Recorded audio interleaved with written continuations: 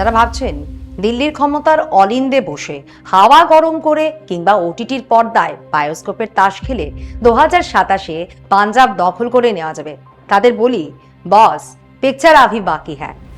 বাংলায় যেভাবে শূন্য সংগঠন নিয়ে বুথে লোক না রেখেও মাঝরাতে গণনা কেন্দ্রের আলো নিভিয়ে আর অলিতে গলিতে তীব্র ঘৃণার মেরুকরণ ছড়িয়ে ভোট বাগিয়ে নেওয়া হয়েছিল, ঠিক সেই একই সিস্টেমের সর্বগ্রাসী ক্ষমতা এবার নাকি থাবা বসাতে চলেছে পাঞ্জাবের মাটিতে।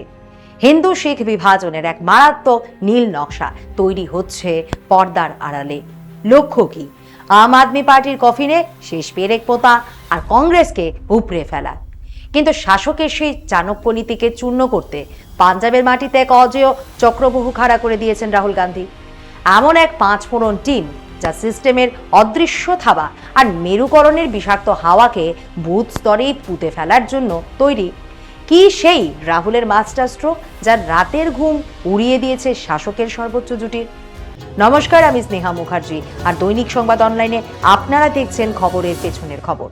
দীর্ঘ প্রতীক্ষা, তুমুল রাজনৈতিক টানাপোড়েন আর মিডিয়ার একরাশ জল্পনা ও ভুয়ো খবরের অবসান ঘটিয়ে অবশেষে পাঞ্জাব কংগ্রেসের সেই বহুল চর্চিত তালিকা প্রকাশ পেল।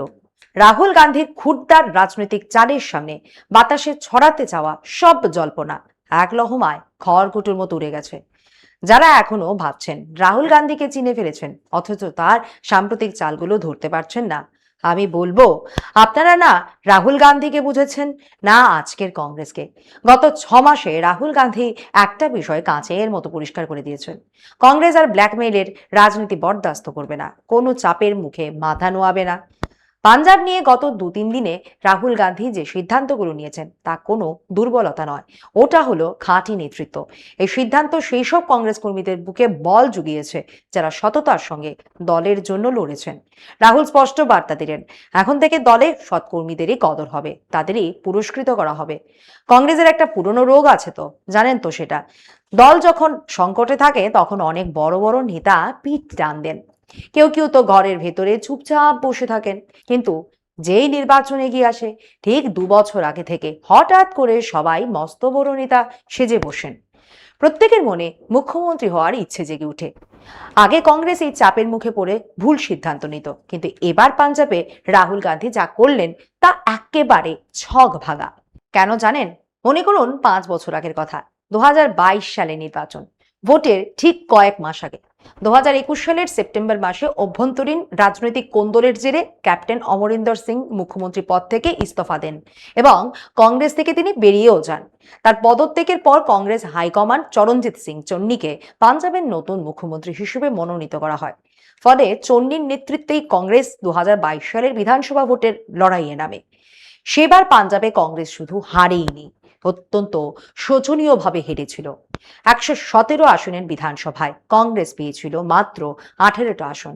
92টি আসন পেয়ে ক্ষমতায় আসে আম আদমি পার্টি। সেই হারের পর চরণজিৎ সিং চন্নিকে 1 বছরের জন্য পাঞ্জাবে দেখাই যায়নি। চিকিৎসার বাহানায় বিদেশে গিয়ে বসেছিলেন। দল তখন ছন্নছাড়া। পাঞ্জাব কংগ্রেসের সভাপতি হওয়ার মতো কেউ ছিল না, কারণ সবাই জানতো ওটা আসলে কাঁটার মুকুট। ঠিক সেই কঠিন সময়ে রাহুল গান্ধী ভরসা করেছিলেন তার এক বিশ্বস্ত সৈনিকের উপর, যাকে তিনি একদিন ইউথ কংগ্রেসের সর্বভারতীয় সভাপতি বানিয়েছিলেন, অমরিন্দর সিং রাজা ওয়ারিং। যখন সবাই ময়দান ছেড়ে পালাচ্ছিল তখন রাজা ওয়ারিং রাহুল গান্ধীর আস্থার মর্যাদা দিয়ে পাঞ্জাবের মাটিতে দাঁড়িয়ে লড়াইটা শুরু করেন। আর আজ 2027-এর মহারণের আগেও রাহুল তার সেই পরীক্ষিত সেনাপতির উপরেই বাজি ধরলেন। একেই বলে জহুরির জহর হচ্ছে না। 2022 সালে যখন অমরিন্দর সিং রাজা ওয়ারিং পাঞ্জাব কংগ্রেসের দায়িত্ব নিচ্ছেন তখন তার বয়স মাত্র 44-45 বছর। ওই বয়সে পাঞ্জাবের বাঘা ভাগা ঝানু রাজনীতিকদের সামলে দলকে টেনে তোলা চারটিখানি কথা ছিল না। তিনি ভুল সিদ্ধান্ত নিয়েছেন নাকি ঠিক, সে বিচার পরে করব, কিন্তু ভাঙাচোরা দলটাকে রাহুল গান্ধী খাড়া তো করেছিলেন, যার ফল লোকসভা নির্বাচনে পাঞ্জাবের 13টি আসনের মধ্যে 7টি ছিনিয়ে আনে কংগ্রেস।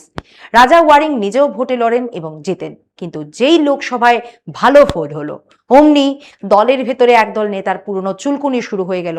খেলা শুরু হলো, ওকে সরাও, ও সবাইকে সঙ্গে নিয়ে চলতে পারছে না।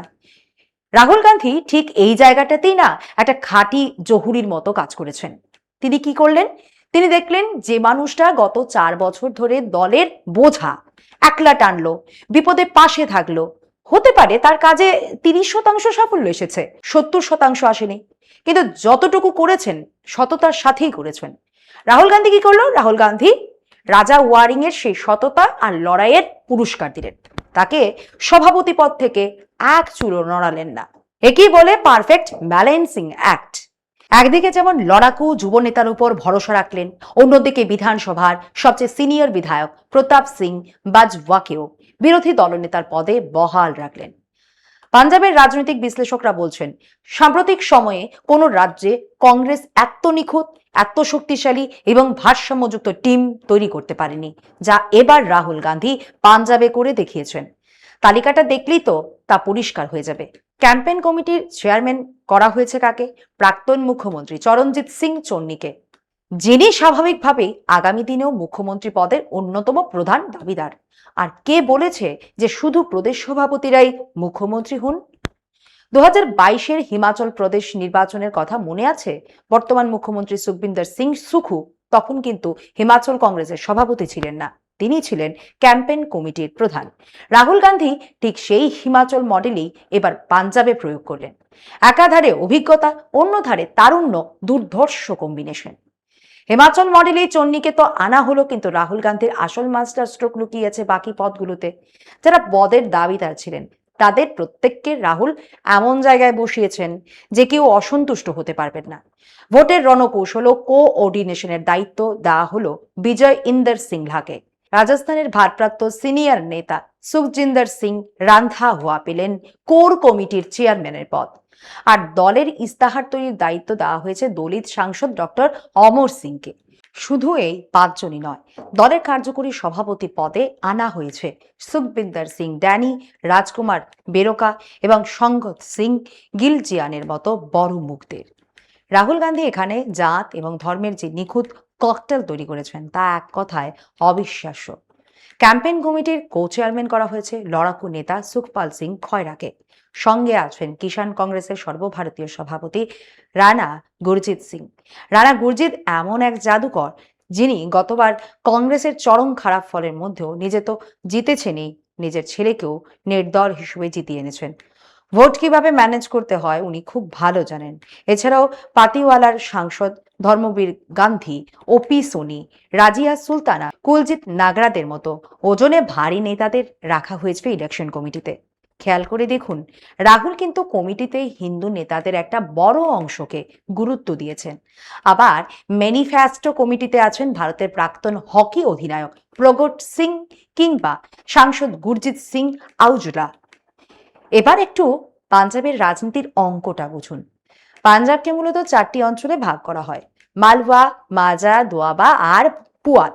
এর মধ্যে মালওয়া অঞ্চলটি হলো সবচেয়ে বড় ক্ষমতার কেন্দ্র।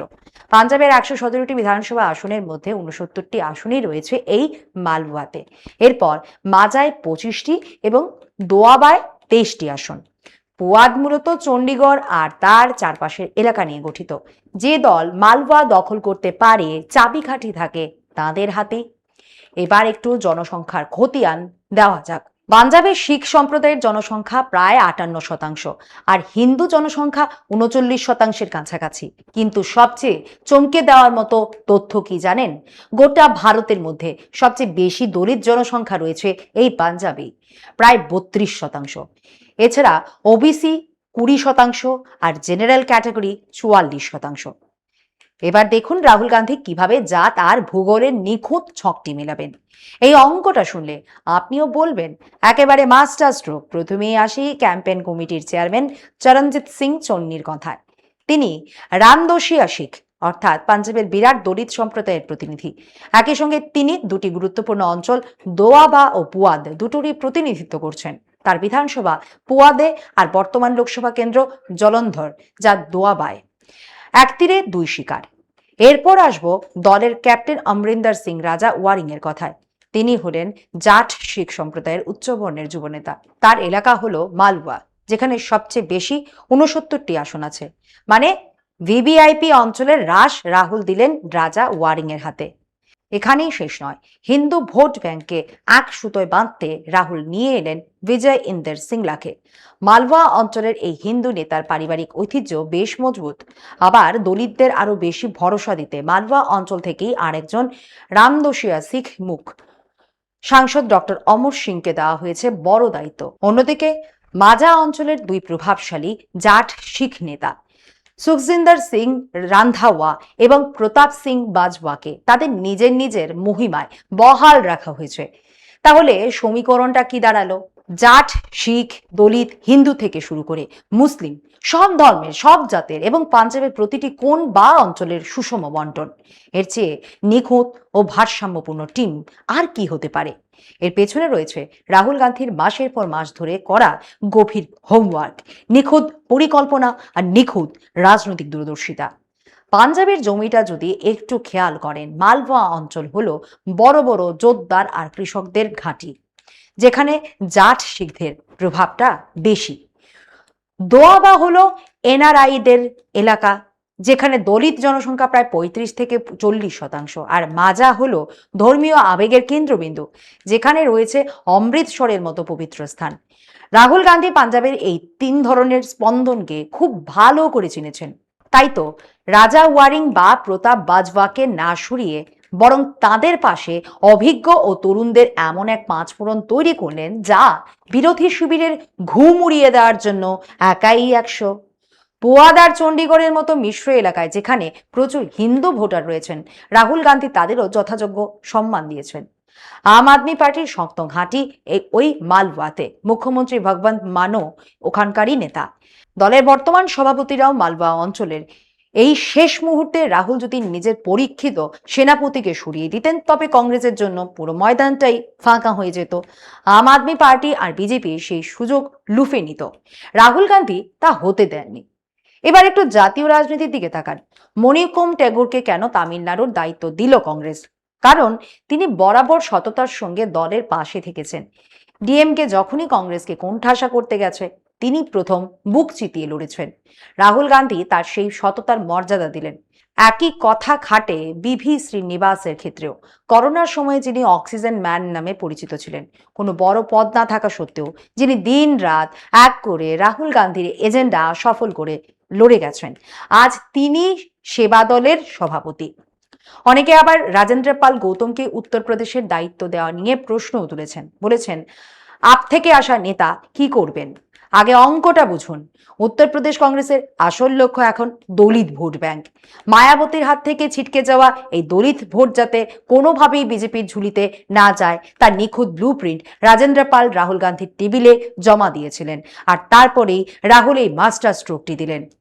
আমি বলছি না যে এই নেতারা জাদুদণ্ড ছুঁয়ে এক রাতে কংগ্রেসের ভাগ্য বদলে দেবেন, কিন্তু বিপদের দিনে যারা দলের হাত ছাড়েননি তাদের পুরস্কৃত করে রাহুল গান্ধী পাঞ্জাবে স্পষ্ট বার্তা দিলেন, দলের ধান্দাবাজদের দিন শেষ, এখন থেকে সৎ আর লড়াকু কর্মীরাই পাবেন আসল সম্মান। এবার আসি রাষ্ট্রীয় শাসকের কথায়।